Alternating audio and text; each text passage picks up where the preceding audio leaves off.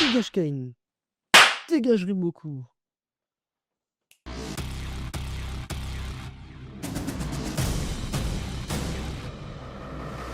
Maintenant, on parle.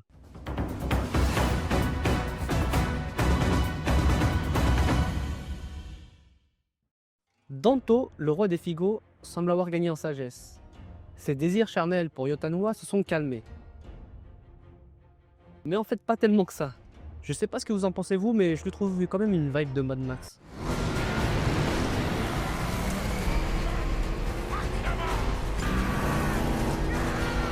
Kitari est triste parce qu'elle ne partage pas le même champ de bataille que son homeboy Eki.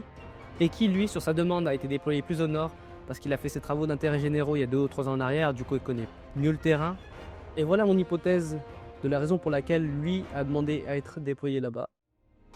Est-ce pourquoi vous avez décidé de vous porter volontaire? Oui, enfin, en grande partie. Mais il y a une autre chose. Lorsque j'étais au bout du gouffre, un géolier m'a offert une statue païenne pour tenir bon. J'aimerais le remercier et lui rendre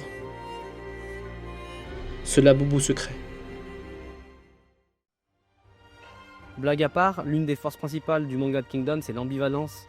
Et ça serait cool que les personnes qui veulent voir soient des anciens géoliers ou des personnes de Zao qui l'auraient aidé pendant son bagne. Puis on a le premier charbonneur de l'armée de Kin, Mr. Huon. Le mec, il va pas au front si c'est facile. Lui, il joue la réunification de la Chine en mode lunatique plus.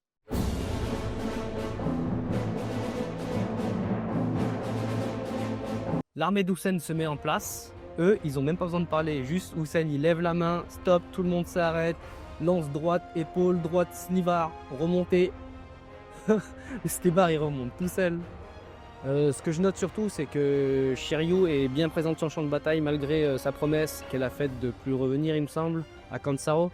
Petit instant de nostalgie avec l'armée de Rukomi qui mentionne qu'ils ont maintenant plus vraiment personne à suivre parce que Uki les a quittés et tout s'est retiré. Fait intéressant, Rukomi reconnaît qu'il n'est pas un des héros principaux du manga et qu'il va pas devenir un génie d'un jour à l'autre. Du coup, il promet juste qu'il va faire son carnage habituel. Ce que je crois qu'il va faire juste avant de passer l'arme à gauche. Petit caractère développement, on apprend qu'il a perdu sa femme il y a 15 ans en arrière. Et je crois que c'est à peu près la même période où Uki est mort. Donc il a perdu son mentor et sa femme en même temps. C'est pour ça qu'il est plein de sun en fait. Introduction d'un nouveau personnage, Suku, qui vient de l'armée de Reiki. Aizen l'a déniché, ça serait un talent, un lancier, aussi fort en bagarre qu'en stratégie, ça tombe bien parce qu'on aime et la bagarre et la stratégie. Aizen lui lègue son poste de bodyguard parce que lui a sa propre aile à gérer maintenant. Introduction d'un nouveau personnage, cette fois c'est l'inverse, c'est Rikusen qui doit babysitter Koryu, qui est le petit-fils d'un personnage qu'on connaît déjà. Quand j'ai compris que c'était le petit-fils de Kozen, il a sa poésie ce manga. On continue avec l'Aishin qui discute de formation et de stratégie. Finalement, l'armée de Han servira d'arrière-garde à l'armée de Shin. Yoko Yoko sera finalement le premier monstre à rejoindre l'unité depuis Kyukai. Et du coup, je pense qu'un jour, si Shin doit être général en chef de son propre champ de bataille, il pourrait être genre au centre et avoir ses ailes dirigées par Yoko Yoko et Kyukai. Maintenant, on passe aux choses sérieuses. Get ready for the next battle. Martialement parlant et scénaristiquement parlant, je pense qu'il n'y avait que Shin ou Won pour taper Shibasho.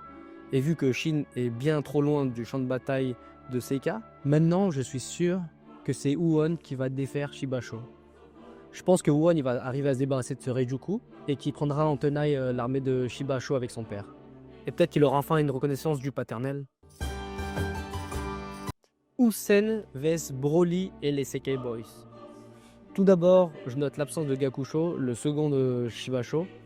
Du coup, je suppose qu'il sera intégré plus tard à l'armée de Kin quand Zao sera annexé. Maintenant que Shibasho il a perdu son effet de surprise, je me demande ce qu'il va pouvoir bien faire contre un Houssen with Prep Time. Cette opposition, c'est un peu une façon d'imaginer Mobu vs Houssen, qui n'arrivera jamais parce qu'ils sont sous la même bannière. Rokomi vs Galshu.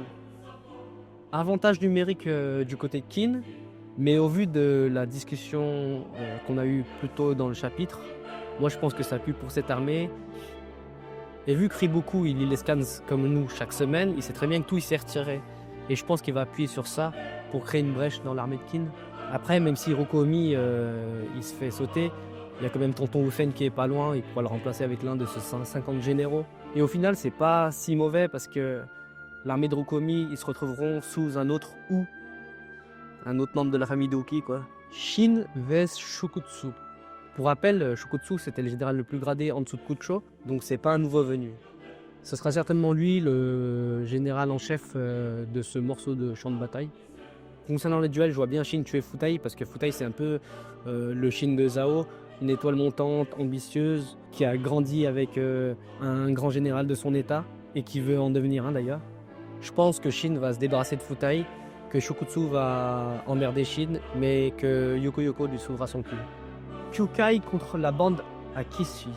Bon, clairement, Kyukai elle va tuer l'un des deux, et l'autre sera intégré plus tard. Je vois mal Bataille suivre Kin, à part si Kisui lui demande de se plier quand il rendra son dernier souffle. Yotanwa et Muten contre toute la Smala. Alors sur ce front, non seulement Kin ils ont l'avantage numérique, mais en plus je trouve que Zao ont les généraux les plus faibles de leur line-up. Muten il fait face à Kotsuminaku qui paye pas trop de mine, qui est pas présenté comme une poudre de guerre, et Bafuji qui est juste le gamin de Banonji.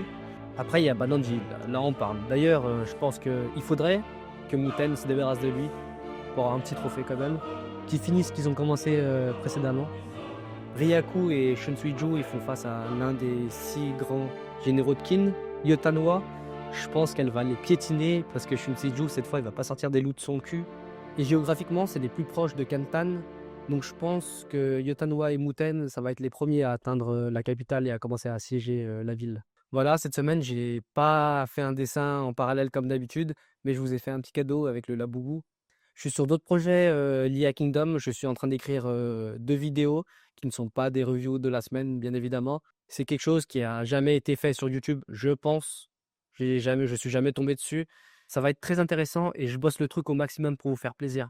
Et comme d'habitude, pour me soutenir, likez, laissez un commentaire, ça fait toujours plaisir. Partagez éventuellement. Pause de chapitre la semaine prochaine, donc on se retrouve au minimum dans 2 semaines.